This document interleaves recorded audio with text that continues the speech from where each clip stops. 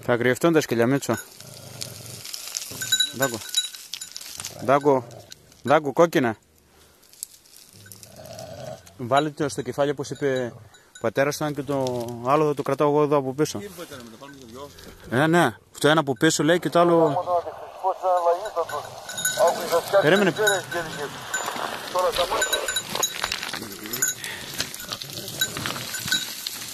Εγώ το έχω μαζεμένο το σκηνή, άσε να δαγκώνει εκεί. Έλα,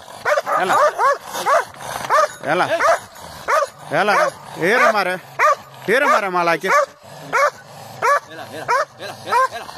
Έλα. Άστο να δαγκώσει το σκυλάκι ρε.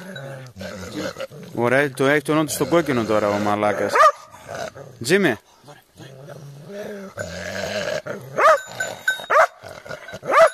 Έλα, δεν σε κοιτάει βλάκα.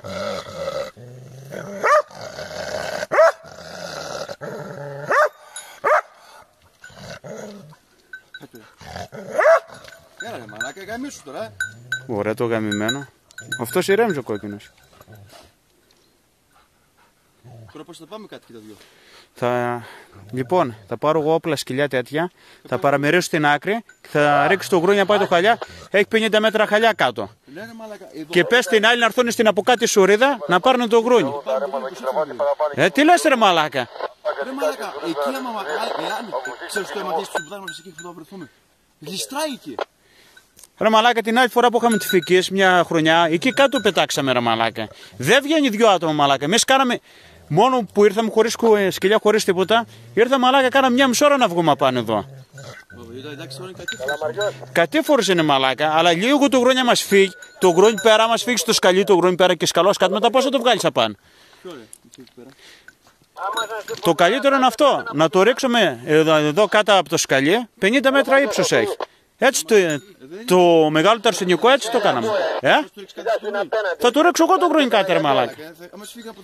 Δεν φύγει ρε μαλάκα. Ρε είναι κοφτός ο βράχος, 10 μέτρα πριν το βράχο θα το ρίξουμε το γρόνι. Θα τραβήξουμε μια κλωτσά, πες κάτω ρε μαλάκα. Δεν ξέρω αν είναι, ήταν ένα άσπρο και ένα άλλο, πάνε πέρα. Πέρα ρε, εδώ είναι τα σκυλιά, σπαταλιά πάνε στα βράκια ρε. Μα τι είπε, δεν γνωρίζει τα σκυλιά, άρα γάμω και Παναγόλα μέσα. Γιώργο, μην πας Γιώργο. Γιώργο. Ρε Γιώργο. Τι είπε, δεν μπορεί να είναι ένα γύρο μου χριστιανοί ορθόδοξοι τι έπρε. Ματαρουγάς. Γιώργο, ψαδάς